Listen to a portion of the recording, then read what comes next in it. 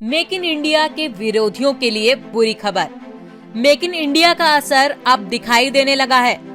Apple ने बीते 19 महीनों में 1 लाख नए जॉब दिए हैं और ये तो सिर्फ इलेक्ट्रॉनिक सेंटर्स की बात है।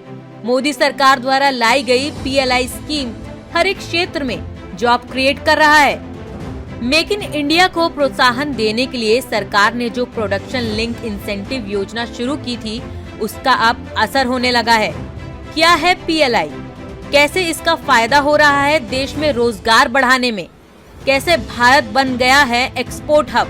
एप्पल इलेक्ट्रॉनिक्स की दुनिया में बड़ा नाम है। एप्पल अपने 3 मैन्युफैक्चरर्स के जरिए भारत में लैपटॉप और आईफोन का उत्पादन कर रहा है।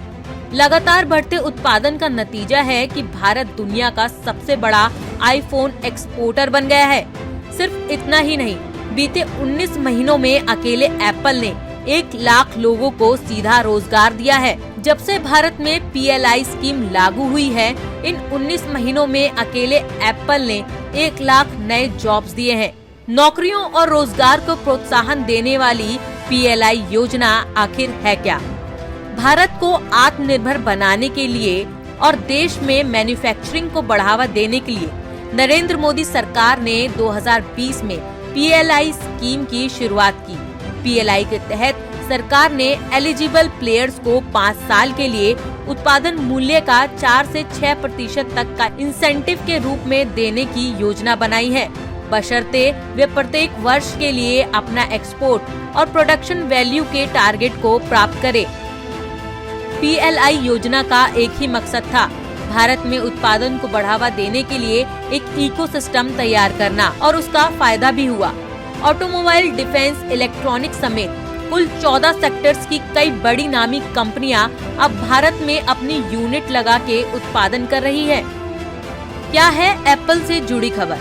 एप्पल के 3 बड़े वेंडर्स यानी फॉक्सकॉन, हॉनहाई, पेगाटॉन और विस्ट्रॉन भारत में आईफोन का निर्माण करते हैं। इन 1 लाख नौकरियों में करीब 60% जॉब इन्हीं 3 कंपनियों ने क्रिएट किए हैं।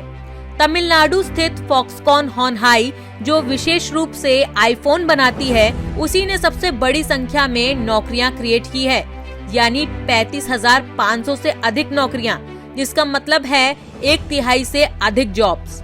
इसके अलावा तमिलनाडु में पेगाटॉन भी है, जिसने इसी फाइनेंशियल ईयर में उत्पादन शुरू किया है, लेकिन अकेले 14,000 नौकरियों के साथ वो इस लिस्ट में दूसरा सबसे बड़ा जॉब क्रिएटर बन गया है। कर्नाटक में स्थित विस्टॉन ने 12,800 नौकरियां पैदा की है। बाकी 40% नौकरियां एप्पल के इकोसिस्टम द्वारा पैदा की गई है, जिसमें कंपोनेंट और चार्जर्स के सप्लायर्स शामिल हैं। इन सप्लायर्स में जिनमें टाटा इलेक्ट्रॉनिक्स, सेलकॉम, फॉक्सलिंक, सैनबोर्डा और ज़ैबिल जैसे नाम शामिल हैं। उन्होंने करीब 40,000 अतिरिक्त नौकरियां क्रिएट की हैं।